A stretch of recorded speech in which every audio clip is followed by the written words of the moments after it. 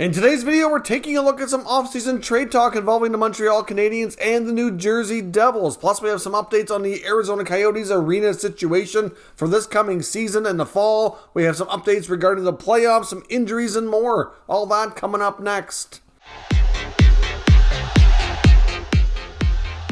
So welcome back to another video here at Top Shelf Hockey. As I mentioned, we have a variety of NHL news and rumors to talk about here today. A couple of quick updates here from the Stanley Cup playoffs. For one, the next game for the Nashville-Colorado series, which will be held in Nashville Game 3. Apparently, the Predators are restricting ticket sales to residents of the TV viewing area only, which I find quite weird. I'm not really sure why they would do that. So essentially, I guess the only reason that really comes to mind is they want to prevent a landslide of Avalanche fans coming in to travel in to watch the game, I guess, to try to make sure they get the home crowd advantage. I don't really know. You would think anybody offering them money for playoff tickets, which is lucrative business, that wouldn't be turned away.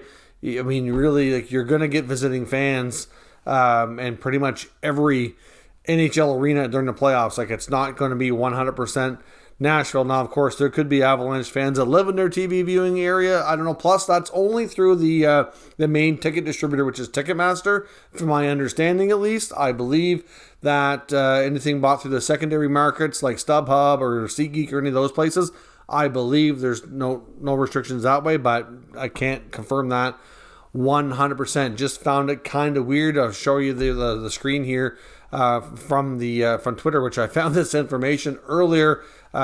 Just kind of silly, and to be honest, they might put themselves at risk of not selling out. I don't know. Probably not, but still, why turn away money regardless of where people live? And another form of gamesmanship in the Stanley Cup playoffs as well. Apparently this morning, the Edmonton Oilers, who are in LA, went for their morning skate this morning, and they're all the players. You can see them. There's video footage showing coming out on the ice. It's a few minutes before the practice is supposedly technically start, and you see the Kings arena people refuse to turn on the lights and give them the nets. They had the nets in the corner. They wouldn't let them have them, and they wouldn't turn the lights on.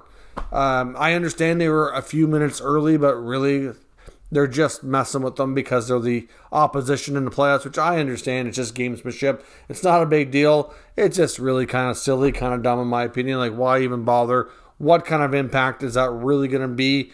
You're not going to get in anybody's head and do anything to really distract them from the game. So I don't know. It just seems like a waste of time, in my opinion. Now, of course, we saw lots of action last night again in the playoffs. Another great night of hockey. We saw the Penguins lose to the Rangers 5-2. So that series is now evened up at 1 apiece. The Panthers, of course, had a much better game against the Capitals, beat them 5-1. So that is now evened up at 1 apiece as well. And we saw the Dallas Stars shut out the Flames 2-0. Now, of course, the second goal was an empty netter, so it was basically a 1-0 game, just like Game 1, except the Flames got that game 1-0.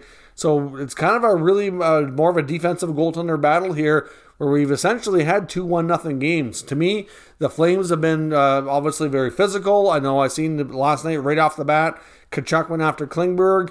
I think they need to focus more on the hockey here and focus more on trying to get some goals, because this is going to be a tighter series, I think, than any of us thought, or at least a lot of us. I know a lot of people picking Calgary. I imagine there's not a lot picking Dallas. My biggest concern is Dallas doesn't really have good secondary scoring.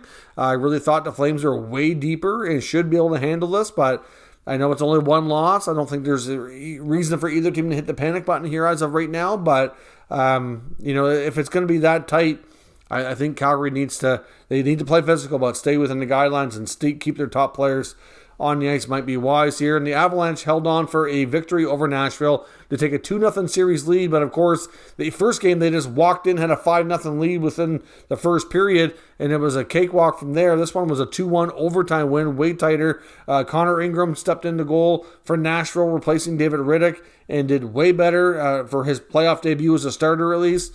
And really Cale Makar scores the overtime winner. So the Avalanche will take a 2-0 lead, as I mentioned, but it's certainly things have gotten a lot tougher, and now the series shifts to Nashville, which I mentioned about the tickets there a moment ago. A few other injury updates we got from some of these games and lineups going into tonight's games. We found out Casey DeSmith, who of course left the Penguin Ranger game in double overtime the other night, ended up having to have successful core muscle surgery, according to Coach Mike Sullivan today. That was quite surprising. I mean, a lot of people thought it was cramping originally. Then it was reported like, no, it might not be. There might be another injury. And now he's already had surgery and done for the season. So that really took a lot of people by surprise. And hopefully they can get Tristan Jarry back. Louis Domingue did okay last night. Obviously, they lost 5-2. I don't really think you can point at Domingue as being the reason. But, there might be one or two of those that he might want back. But for the most part, I don't think he was the reason they lost per se. But there's no quite timeline exactly when Jerry will be back. It was reported that they're hoping he could be back before the end of the first round. But it really boils down to how long the series goes. So we'll see where that goes. On the Rangers side of things, Barclay Goodrow is going to be out for a little while. He didn't play last night, and it's described as week to week. So he very well could miss at least another 2-3 games here. And it could be longer. It just depends, right? So that could be a big blow for them. Of course, he was brought in especially for these moments as they get into the playoffs, since that's really where he specializes and seems to thrive. Of course, the Leafs Lightning series tonight goes for Game 3, shifts to Tampa. The Leafs, based on their practice lines this morning, looks like Kyle Clifford and Wayne Simmons may not be in. Of course, Clifford's eligible to come back after serving his suspension, but Simmons appears to be out and Spezza appears to be in based on the way they had him skating at practice this morning. Andre Kasha is questionable. I don't know if they were just giving him some time. He wasn't present, so I don't know if he's going to be in or out. They had Anderson in his spot in the lineup, which is probably just a placeholder. They didn't seem to have the line juggled more than that, so we will see where that goes, but definitely a few minor changes there for Toronto. Looks like Spezza will finally get into some action here this evening for the Maple Leafs. Of course, a couple quick signings for some more prospects. The Arizona Coyotes have signed Slovakian right winger Milos Kelemen, who was an undrafted player. He gets a 2-year entry-level contract. He's 22 years old, so of course he's expected to make the jump to North America and see he'll either play for the Coyotes or their AHL affiliate next year. And the Anaheim Ducks have signed themselves an interesting goalie prospect, goalie Kalle Klang, who's from Sweden, originally drafted by the Pittsburgh Penguins in 2020. Fairly high, too. A lot of goalies don't go into the later rounds sometimes, and he was drafted, I think it was in the early third round. By Pittsburgh. I think he was 74th, 75th or something like that overall. So to me, that's fairly high for a goaltender. And the Ducks acquired him in the trade at the deadline, which sent Rickard Rakell and some other pieces back and forth here in that trade to Pittsburgh. So that's an interesting goalie prospect for them to get officially signed and sealed up here. As I mentioned, we have some updates today too on the Arizona Coyotes arena situation. I know there's been a lot of talk about everything. Everything was finally kind of finalized, if you will, with ASU. And Craig Morgan's reporting that the confirmed seating now is going to be around 4,700. I know it was originally reported around 5,000, but a lot of people were saying it was going to be less than that for NHL standards.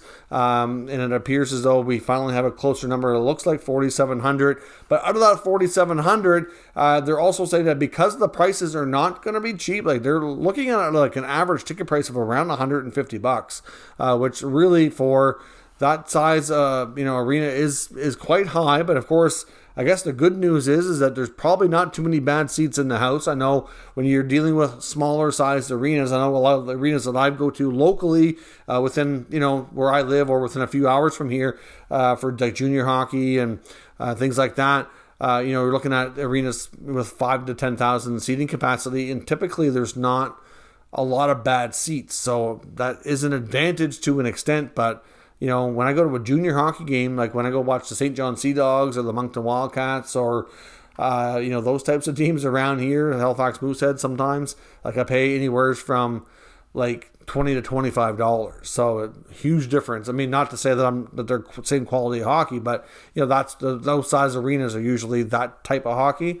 So big difference. But I know another thing that they also mentioned, that to make tickets more affordable for the student population attending Arizona State University, they were going to have a block of seats. I believe it was around, I think it was 900 or something tickets out per game that would be available at a much discounted rate for students. So that's really going to cut into what they're going to be able to generate here on revenue, of course. And where it's not their own building, they're not going to be able to make all the money. Obviously, they're going to get ticket revenue, but like a lot of the other concessions, parking, things like that are not going to be going to them. So it's going to be tough, in my opinion, to make money. They have a 3-year agreement for this, of course, and then there's an option for a 4th year in case they don't get the arena built in time, which we don't even know is going to be approved yet. We're still waiting on Tempe City Council to confirm and approve that bid that's being reviewed right now. The last we had heard, of course, was that they were asked to clarify a bunch of things,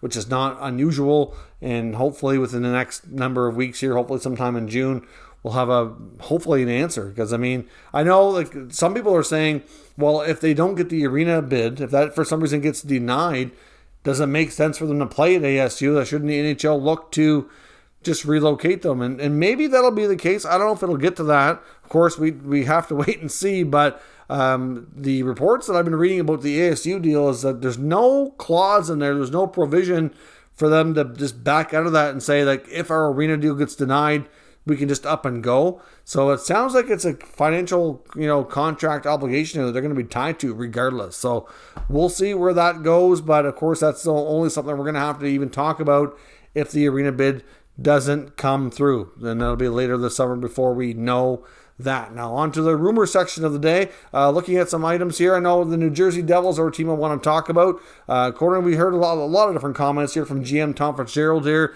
over the last few days as their end of year media availabilities kind of wrap up. A couple of things that could take note with the Devils. I do expect them to have a few players that are likely going to be up for grabs. I know there's a very unlikely who did they bring back? PK Subban, who's making $9 million. He'll become an unrestricted free agent and likely move on. There was reports earlier that he was told he wasn't going to be re-signed. I don't know if that's completely factual or not.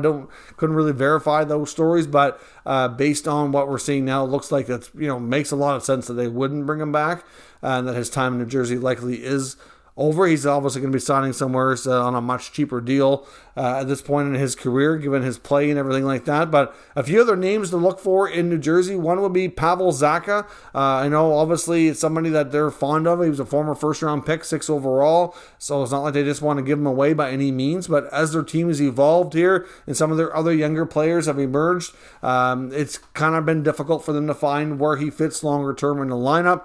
You've got your Nico Heishers, your Jack Hughes, your Jesper Bratz. Dawson Mercer had a big development year this year, took a spot. And they have other pieces on the way, like Alexander Holtz, who's, obviously got some limited action.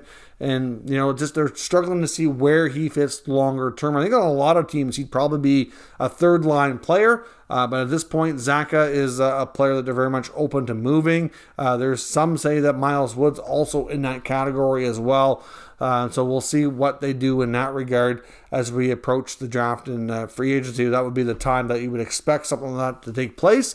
But the more interesting part about the Devils' potential business that we might see them take care of this offseason is they definitely want to get better. And goaltending is a big area to focus on. I would not be one bit surprised that depending on the health of Jonathan Bernier, if they bring in another goaltender to really challenge Mackenzie Blackwood, I wouldn't even be completely shocked if they trade at Blackwood. Although I don't think it's something that they're set out to do. I think if an offer came about that he was included and another, promising goaltender was coming back, I think they'd be open to it. But I think the preferred solution here would be if Bernier is able to go and return, then maybe he comes back. Maybe he and Blackwood continue to be the tandem. But if not, then I would expect him to go into the goalie market here. But their first round pick that they have this year, depending on how things go with the draft lottery, appears to be at play, for the right deal. Not like they're looking to move it. But Fitzgerald even said the last couple of years, especially the year he had multiple first rounders a couple of years ago, they were very much open to trading one of those picks if it's going to land them an impact player who can have an immediate impact on their organization and jump right in. So obviously we're talking about it. That would be like an established player, obviously somebody who's on the younger side of things. I would say probably 23 and under, who's got at least a couple of years of success in the NHL that would make a good addition and could have an immediate help and impact on their offensive game. So that looks like something that he's continued to be interested in doing. And of course, I would imagine if they win the draft lottery, one of the top 2 spots, that likely will change. But if not, the Devils will be low enough in a draft that's not considered to be super deep that it might make sense for New Jersey to seriously consider that. So don't be shocked if the Devils become fairly active participants in trades when we get to the draft. And that's something we'll talk about closer to the draft, is what to expect and who's likely going to be active and who's not. And New Jersey is one of those teams that wouldn't be surprising at all to see make a few moves here. And of course, the Montreal Canadiens are another team we're going to talk about, who I do expect to also be active at the draft. Of course, the team who was 32nd overall have the best odds to win the draft lottery, so we'll see where that goes. But it is expected that we're going to probably see a couple of former big-time defensemen in the organization likely move on this offseason. Of course, Shea Weber is not going to be playing anymore, but Darren Dreger is reporting that they were very, very close to trading his contract at the deadline, and we did find out a little bit more details on the kind of what happened. Combination of things, but it mostly due that the Coyotes, who were the most interested in acquiring, were getting a little bit impatient, I guess you could say, due to the time it was taking to sort through some of the insurance issues on the contract, and also that there was a bonus payment coming due July 1st. So it might make more sense for teams to wait until that payment is made. He's got 4 years left in his contract, and he's owed a $3 million signing bonus this summer, and then after that, the bonuses each year drop to $1 million. So obviously that could impact a team's decision too, depending on how it's all working for what's being paid out, insurance and all that kind of stuff. So expect the talks to pick up on Weber and that contract to be moved. Of course, Arizona may or may not be the only team interested at this point. Other teams might jump back into the conversation if they need a contract to either get to the cap floor or they want to exploit the LTIR pool that they can spend above the cap. But most teams really, I don't think, really want to be in LTIR if they can help it, but we'll see. But Weber is a player that contract should be traded soon. When it comes to Jeff Petry, Montreal Hockey Now is reporting that they do feel there's a good chance that Petry will still get traded, but in order for him to move, even though he played much better under Martin St. Louis after the coaching change took place, because we know that Petry was pretty vocal about not being happy with the way things were running under Dominic Ducharme, and the systems and the way they were being asked to play just didn't go well with what he thought was in their best interest and for the team to have success.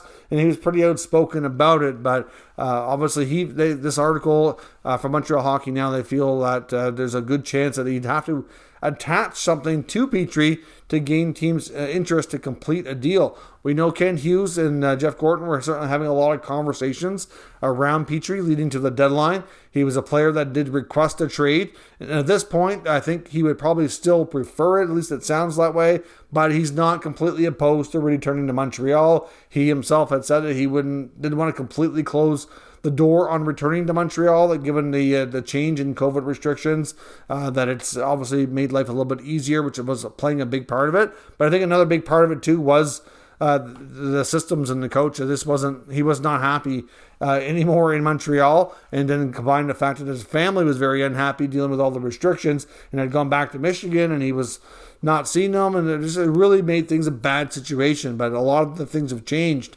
including his play for the better under new coach Martin St. Louis. But as I mentioned before, I still think Montreal are very likely going to consider moving him because they really need the cap space.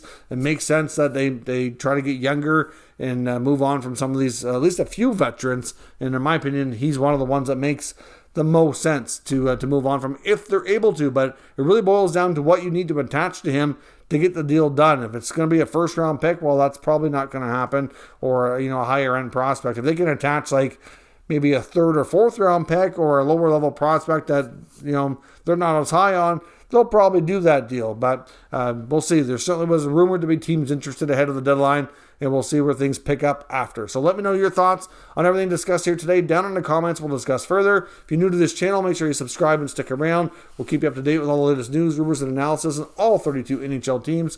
Thank you for watching, and I'll catch you next time. Bye.